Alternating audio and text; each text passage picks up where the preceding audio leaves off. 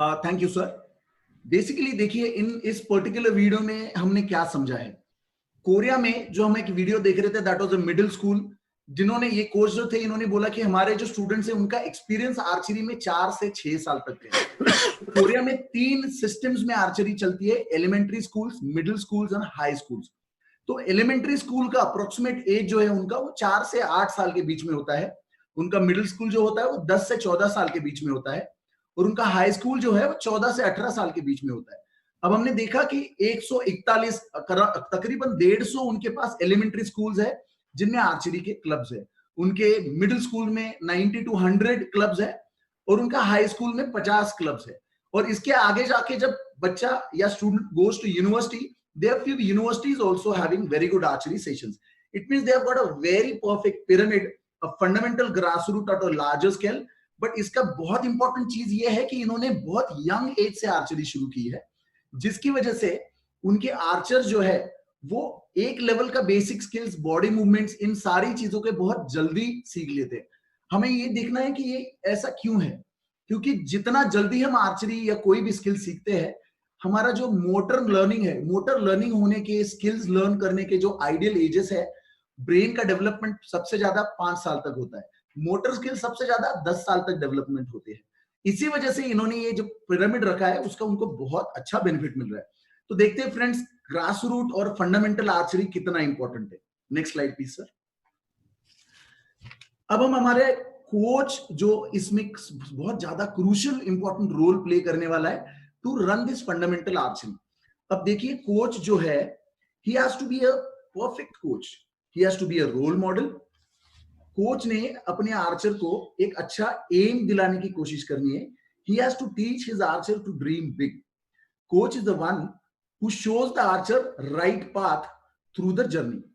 अब बेसिकली क्या है कि कोच ने क्या करना चाहिए? Coach should encourage, he should motivate always his archer, he should reward his archer for not only the outcome, for the efforts as well. समझे, अगर आर्चर ने बहुत मेहनत करी और मेडल नहीं मिला है, तब भी आर्चर को एनकरेज करना ये कोच की जिम्मेदारी है। हमारे कोचेस इसी प्रकार से आर्चर्स को डेवलप कर रहे हैं, उसी की वजह से हमें बहुत अच्छा रिजल्ट भी मिल रहा है।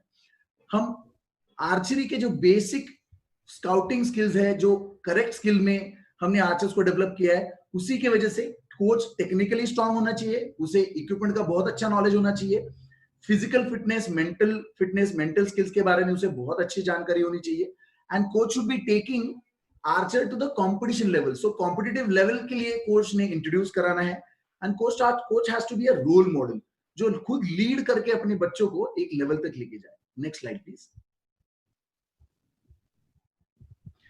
अब देखते हैं कि आर्चरी जो टेक्निक है वो एग्जैक्टली क्या है।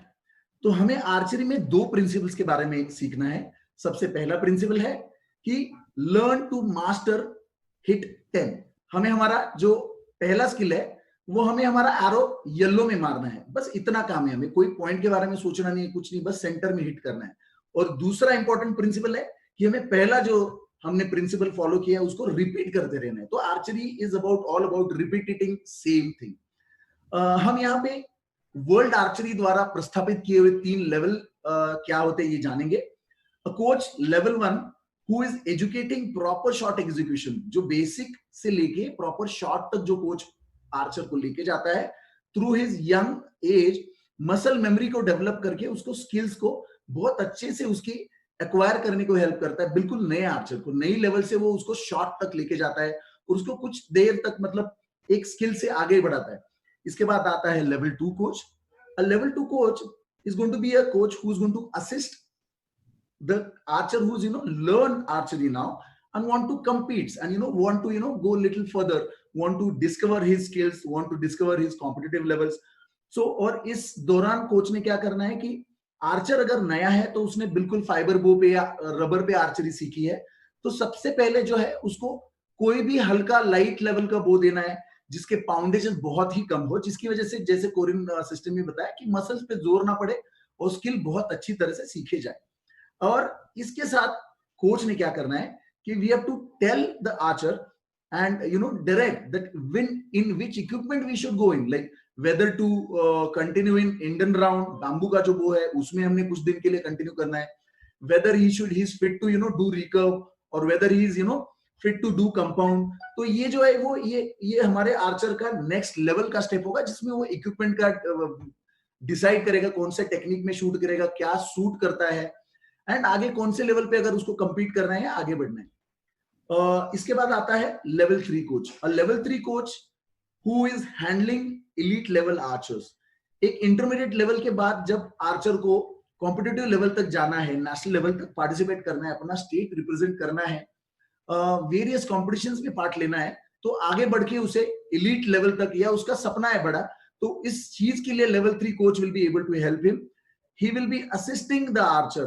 I'm repeating, he will be assisting. He's going to be a facilitator of making all the things available for him, going to help him to learn mind skills, to learn muscle memory and getting his motor memory skills. उसका motor memory जो form करवा के उसको best shot जो है, उसका जिंदगी का आर्चरी का जो बेस्ट शॉट है, उससे अवगत करा के उसको एक माइंड सेट लेवल, जैसे कंपटीशन में जाते हैं तो किसी भी सर्कमस्टेंसेस में उसे खेलने के लिए वो तैयार करते हैं।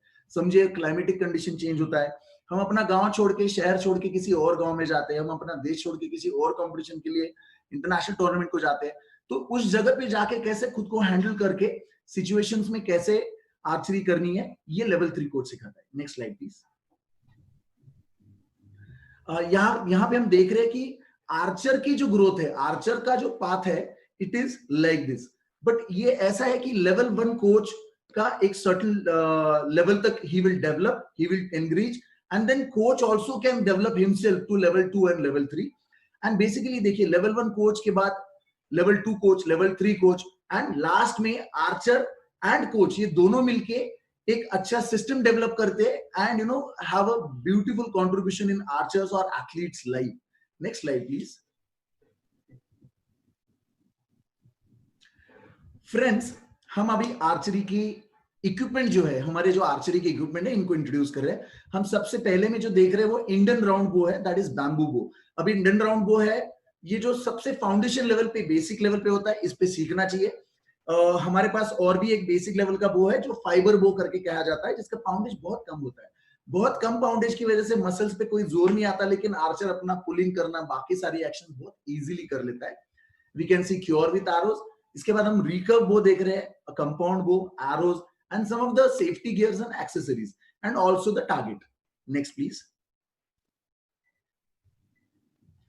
फ्रेंड्स, हमारा जो टारगेट फेस होता है वो टारगेट फेस और उसकी स्कोरिंग सिस्टम। अब इसके बाद हम बात करेंगे कि ड्रॉ लेंथ जो होता है आर्चर का, जब नया बच्चा आता है तो अप्रोक्सीमेटली 15, 16, 17, 18 इंच का उसका ड्रॉ लेंथ होता है। ड्रॉ लेंथ को हम किसे कहते हैं? ड्रॉ लेंथ जो हम बो को ग्रिप में पकड़ के एंकर तक लेके जाते हैं, जो खींचने का एरो का लेंथ है, that is called draw length. तो आर्चर का ड्रॉ लेंथ जानना बहुत जरूरी है। तो ड्रॉ लेंथ जानना जरूरी है, उसका डोमिनेंट आई जानना जरूरी है, वेदर आर्चर इज राइटी और लेफ्टी, इन बेसिक चीजों पे ध्यान देना बहुत जरूरी है। ये स्काउटिंग में हमें ये समझ लेना चाहिए। जो पूर्णिमा मैम ने हमें स्काउटिंग के बारे में बताया था, अगर हम उन चीजों पे गौर करेंगे तो हमको बखूबी ये चीजें समझ जाएंगी। बेसिकली 18 इंच के ड्रॉ के लिए 48 इंच के और 1-2 इंच ऊपर नीचे बो का लेंथ होना चाहिए। उसकी इसी तरह से ग्रेजुअली ये आगे जाता है। Next slide please.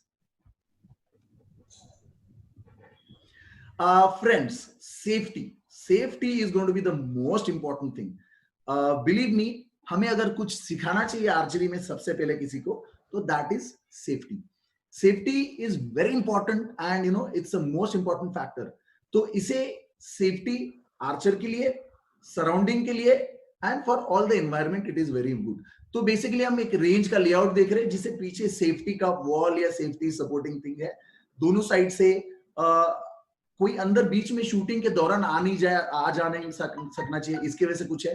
And there are limited line, shooting line है, वेटिंग लाइन है, ये अलग अलग लाइन है, जिसकी वजह से वी विल हैव रिस्ट्रिक्शंस कि आर्चर जब शूट कर रहा है वो लाइन अलग है, जब कोई वेट कर रहा है वो लाइन, आर्चर वेट कर रहा है वो लाइन अलग है, एंड बाकी जब सब पब्लिक जो है उसका एरिया अलग है। अब देखिए आर्चरी में क्या है कि हमें आरो जो है वो सेफ डायरेक्शन में ही हमेशा खींचना है, और सेफ डायरेक्शन के साथ उसको बहुत हाई में नहीं लेके जाना है। ये बहुत इंपॉर्टेंट कुछ सेफ्टी की जानकारी है जिसे हमने सबने फॉलो करना है। Next slide please.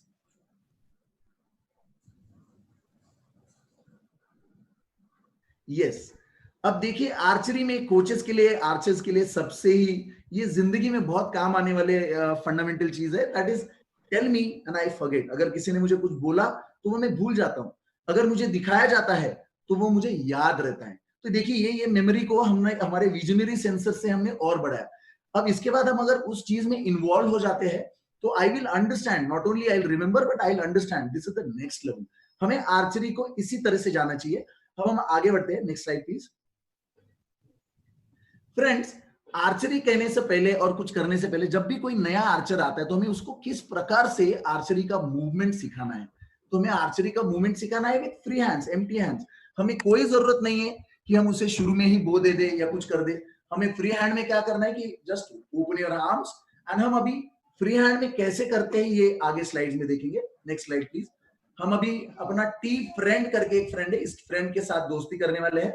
तो ये जो टी फ्रेंड है हमें बताता है कि आर्चरी की सबसे फंडामेंटल चीज क्या है, तो ये टी स्टांस। बॉडी का टी की तरह, हमारा जो बॉडी है स्टैंडिंग स्ट्रेट, एंड हमारे जो हाथ है वो टी की तरह उसको बिल्कुल हॉरिजॉन्टली जमीन को पैरेलल रहते हैं।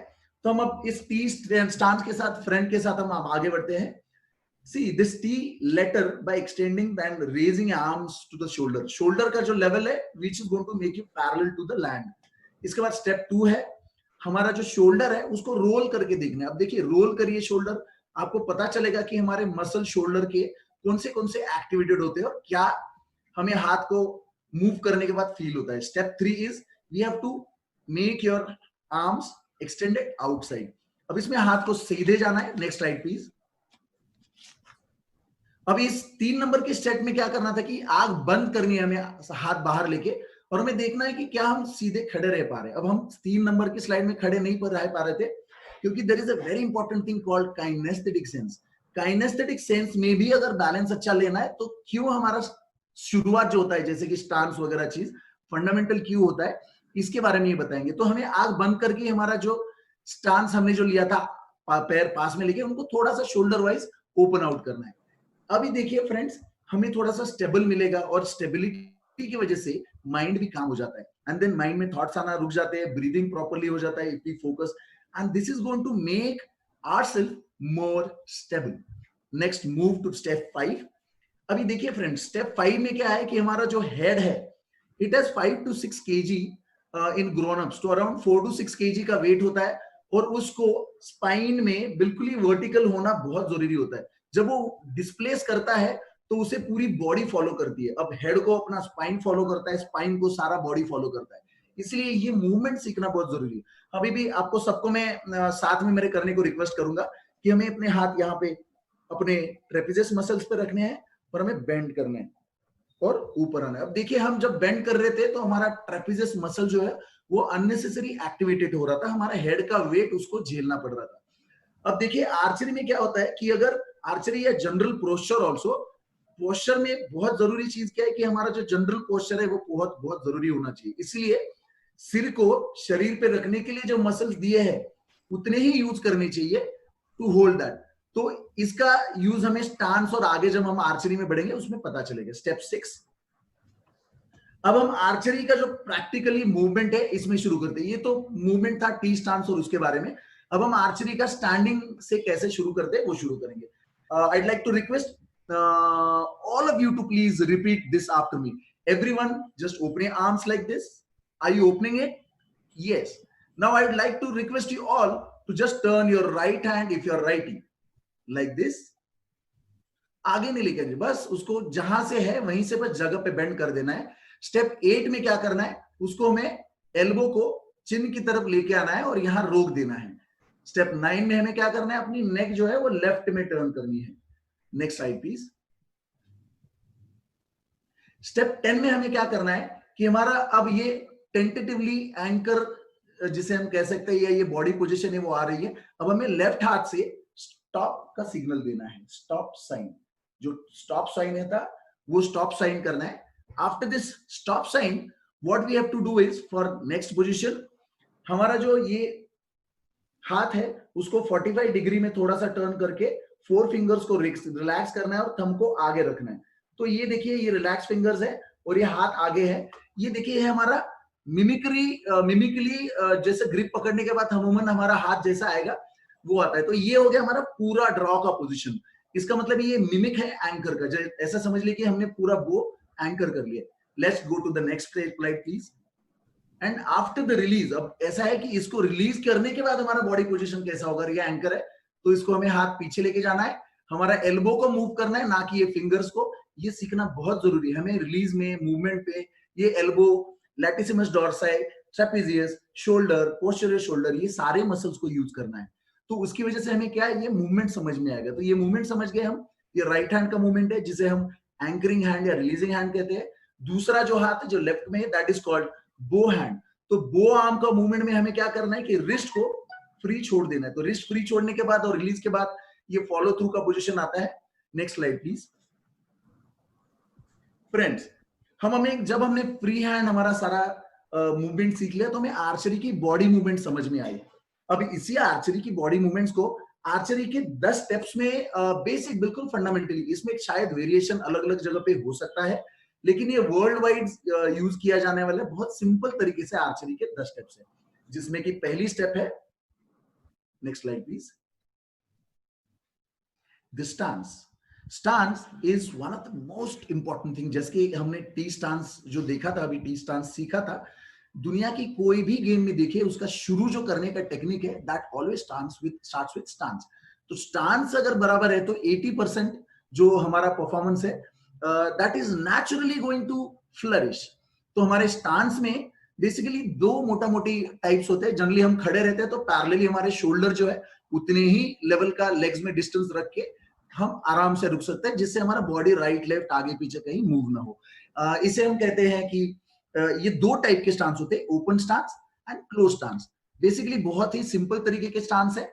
इसमें क्या करना है कि हमारे जो पैर है इनका सबसे बड़ा रोल होता है, कोर और पैर का, हमारे स्टांस में, क्योंकि पैरों पे ही आर्चर का पूरा पावर और पोस्चर डिपेंड होता है। क्योंकि अगर पैरों से वो मूव हो गया, अगर स्टेबल स्टांस, पावरफुल स्टांस नहीं मिल रहा है, अगर फर्म उसको पैरों को ग्रिप नहीं मिल रही है, तो he can move and we can lose on on our perfection. हमारा अगर बॉडी मूव करता है, बॉडी नहीं मूव करने के लिए, बिल्कुल स्टेबिलिटी के लिए ये स्टांस का होना जरूरी है। थोड़ा बहुत अगर हाइट ज्यादा है तो वाइड शोल्डर से भी हल्का सा वाइड हम कर सकते हैं। बेसिकली देखिए हमारे जो पाम्स है पैर के, उनका डिग्री जो है वो 10 से 15 डिग्री हल्का सा ओपन होना चाहिए, ताकि वो आगे पीछे बॉडी डैंगल नहीं हो। Weight on the toe should be generally 60% के आसपास, क्योंकि बॉडी का वेट आगे होना चाहिए। इसके कई साइंटिफिक रीजन, इनमें से एक रीजन ऐसा है कि हम हमारा हाथ में, लेफ्ट हाथ में बो उठाएंगे, जिसका खुद का भी एक वेट होगा, and we are going to activate all the body movements in further direction. तो उसके मूवमेंट्स में हमारा बॉडी वेट कहीं काउंटर नहीं हो, उसकी वजह से 60% वेट जो है वो फ्रंट में होगा। And also in the left leg, the lead leg, जो लेग लाइन, जो शूटिंग लाइन है उसके क्रॉस किया है उसमें।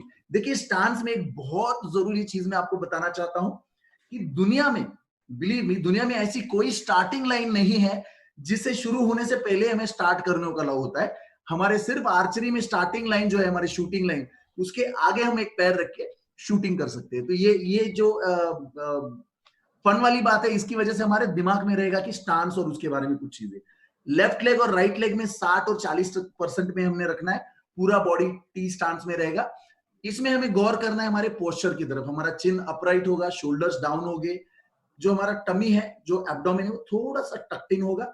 यहाँ पे हमारे जो बटन्स होते हैं, वहां पे हमें एक स्टर्नम बोन है, उस स्टर्नम बोन को थोड़ा सा नीचे रखना है। Next slide please.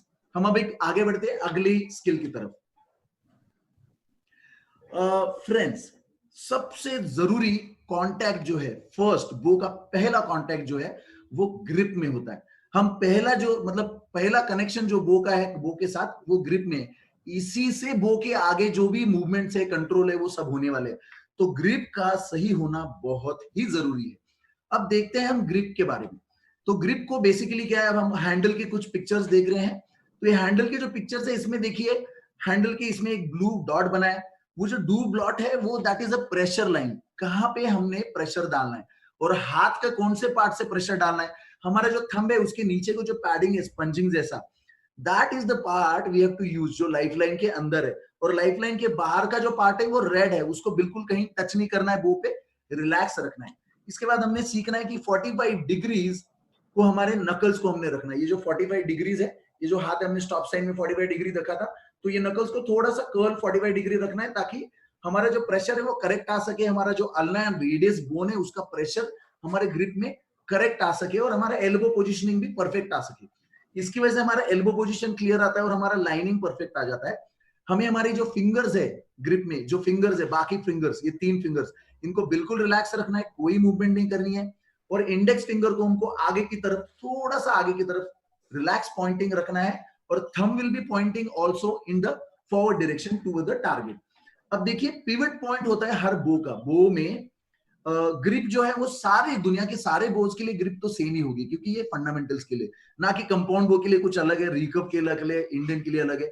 तो ग्रिप का इंपॉर्टेंस बहुत ज्यादा जरूरी है। अब ये ग्रिप करते हुए हमको ये ध्यान में रखना है कि ये ग्रिप बिल्कुल ज्यादा अंदर नहीं चली गई, ज्यादा बाहर नहीं चली गई, क्योंकि ये जैसे ज्यादा अंदर बाहर जाएगी तो we will not get the power, right power to execute. Biomechanically, scientifically अगर हमें परफेक्ट पावर को जनरेट करना है तो हमें ये साइंटिफिक एंगल्स को समझना बहुत बहुत जरूरी। तो archery basically is a game of angles, it is a game of sciences.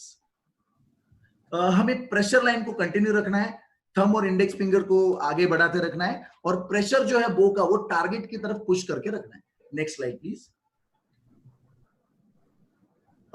we are in the third step, that is called set hooking. Hooking जो है ये सेकंड कांटेक्ट है बो पे, जिसमें हमको ये 3 फिंगर्स देख रहे हैं आप, इन 3 फिंगर्स को यूज करना है, थंब को नहीं यूज करना है, पिंकी फिंगर को नहीं यूज करना है। अब पिंकी फिंगर को नहीं यूज करना है, लेकिन क्या करना है, उसको सीधा भी नहीं रह सकते, इसलिए उसको क्या करना है, जस्ट रिलैक्स टर्न करना है, क्योंकि इसका कोरिलेशन जो है वो बाकी उंगलियों से भी है। और थर्ड फिंगर में पावर आने के लिए बेंड करना बहुत जरूरी है थोड़ा सा। तो स्ट्रिंग को हमें क्या करना है, इन 3 उंगलियों को रोल करना है और हमारे जो ये जो उंगलियों में जो दिख रहे ये जो हमारे जॉइंट्स है, तो जॉइंट पे ये स्ट्रिंग हो सके तो ना होनी चाहिए, क्योंकि अगर वो जॉइंट पे रहेगी तो that can fail in next future. तो उसे थोड़ा बहुत अंदर बाहर होना चाहिए। उंगलियों पे प्रेशर जो है वो रफली इंडेक्स फिंगर पे 30%, मिडिल फिंगर पे 50% एंड थर्ड फिंगर जो होगा रिंग फिंगर उस पर 20% होना चाहिए। और हमेशा जब हम हुक कर रहे हैं तो हमें विजुअली चेक करना है, ये हमें रिमाइंड करते रहेगा कि क्या हम हमारा हुक करेक्ट कर रहे हैं। इसमें क्या करना है, हमारा हुक जब कर रहे हैं तो हमारा जो ये पाम का जो बैक साइड है वो फ्लैट होना चाहिए, रिलैक्स होना चाहिए और पूरा पावर हुक का जो है वो एल्बो और पीछे शोल्डर से निकलना चाहिए। एंड और एक बहुत जरूरी चीज हम बताना चाहते हैं कि हमारा जो रिस्ट है उसको थोड़ा सा हल्का सा अंदर कर्ल करना चाहिए to get scientific benefit, to get better ease movement to release and ease movement to get हमारा एरो लाइन का एंगल। Next slide please.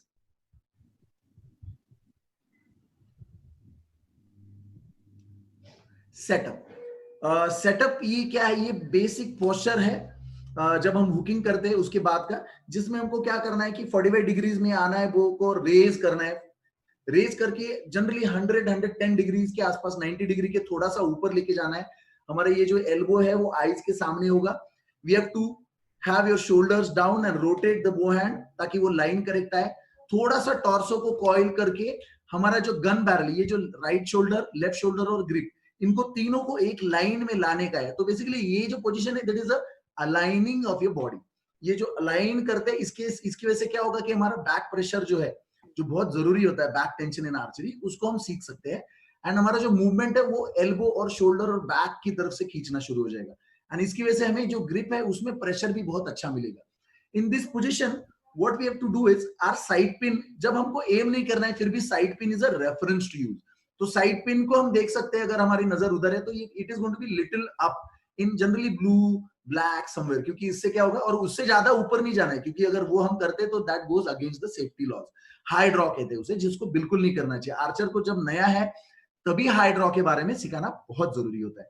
इसके बाद हमको क्या करना है कि बो हैंड, शोल्डर्स चेक करने हैं, एल्बो रोटेशन चेक करने के बाद head position and body position, the posture, तो बहुत जरूरी है। और इसी पोजीशन में हमको आर्चर को फील दिलवाना है कि उसका स्कैपुला कहाँ है और वो स्कैपुला स्पाइन की तरफ कैसे मूव करना है।